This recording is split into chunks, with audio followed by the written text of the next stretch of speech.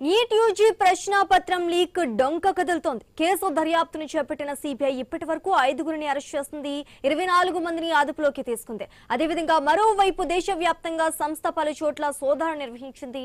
అనుమానితులకు చెందిన పలు డిజిటల్ పరికరాలు, మొబైల్ ఫోన్లు, ల్యాప్టాప్లను సీజ్ చేసింది. వాటిని ఫోరెన్సిక్ పరీక్షలకు పంపించింది. అరెస్ట్ అయిన వారిలో రాజస్థాన్లోని జైపూర్కు చెందిన మంగీలాల్ బివాల్, వికాస్ బివాల్, దినేష్ బివాల్ ఉన్నారు. హర్యానాలోని గురుగ్రామ్కు చెందిన యష్ యాదవ్, మహారాష్ట్రలోని నాసిక్కు చెందిన శుభం ఖైర్నార్లను సిబిఐ అరెస్ట్ చేసింది. ఖైర్నార్ను సిబిఐ ఢిల్లీకి తరలించింది.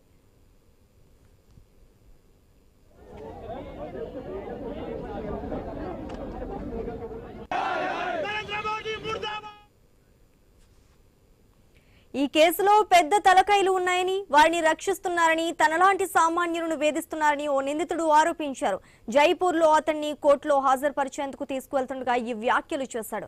రాజస్థాన్లో నీట్ ప్రశ్నాపత్రం లీక్ అయినట్లు ఆరోపణలు వచ్చిన నేపథ్యంలో మొత్తం పరీక్షను ఎన్టీఏ రద్దు చేసింది.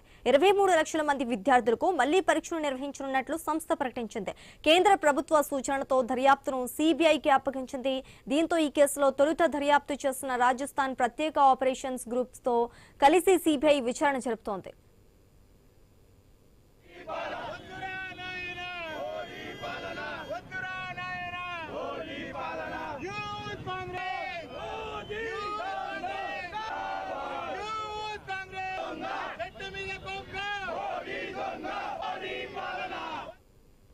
నీట్ యూజీ ప్రశ్నాపత్రం లీక్ డొంక కదులుతోంది. ఈ కేసు దర్యాప్తునకు చేపట్టిన 5గురిని అరెస్ట్ చేశారు, 24 మందిని అదుపులోకి తీసుకుంది. మరోవైపు దేశవ్యాప్తంగా సంస్థ పలు చోట్ల సోదాలు నిర్వహించింది. ఇక ఇదే అంశానికి సంబంధించి మరింత సమాచారం మా ప్రతినిధి రత్నకుమార్ అందిస్తారు. రత్నకుమార్,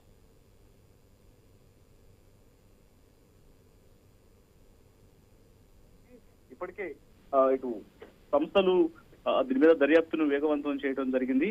సిబిఐ ఈ కేసులో ఇప్పటి వరకు 5గురిని అరెస్ట్ చేసినటువంటి పరిస్థితి ఉంది. దాదాపు 24 మందిని అదుపులోకి తీసుకున్నారు. దేశవ్యాప్తంగా పేపర్ లీకేజ్ కు సంబంధించి అనేక ప్రాంతాల్లో సోదాలు నిర్వహించారు. ఒకసారి పేపర్ ను లీక్ చేసిన అనంతరం ఆ లీకెడ్ ప్రింట్ ను అనేక ప్రాంతాలకు ట్రాన్స్ఫర్ చేసి వాటిని పంపించి అమ్మకాలు జరిపారనేటువంటి విషయంపైనే ప్రస్తుతం పోలీసులు సోదాలు నిర్వహిస్తున్నటువంటి పరిస్థితి ఉంది. అనుమానితులకు చెందినటువంటి పలు డిజిటల్ పరికరాలు, మొబైల్ ఫోన్లు, ల్యాప్టాప్లను సీజ్ చేశారు. వాటన్నిటినీ ఫోరెన్సిక్ పరీక్షలకు పంపించారు. అరెస్ట్ అయిన వారిలో ఇప్పటి వరకు రాజస్థాన్ లోని జైపూర్ కు చెందిన మంగీలాల్ బివాల్, వికాస్ బివాల్, దినేష్ బివాల్ ఉన్నారు. హర్యానాలోని గురుగ్రామ్ కు చెందిన యష్ యాదవ్, మహారాష్ట్రలోని నాసిక్ కు చెందిన శుభం ఖైర్నార్లను సిబిఐ అరెస్ట్ చేశారు.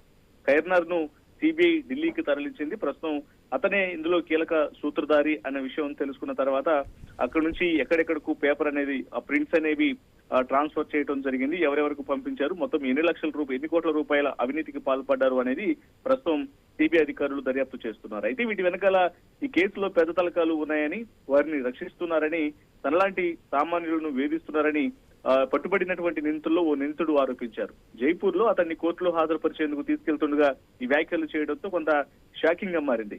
అతను మాట్లాడినటువంటి మాటలతో ఇందులో ఉన్నటువంటి పెద్ద తలకాయలు ఎవరు అనేది కూడా ప్రస్తుతం సిబిఐ అధికారులు ఆరా తీస్తూ ఉన్నారు.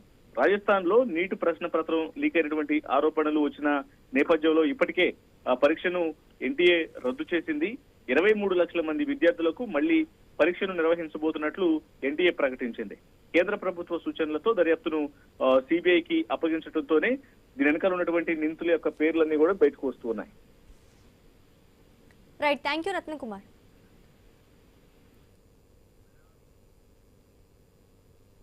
బ్రిటన్లో ఒక షార్ట్ బ్రేక్ తీసుకుందాం.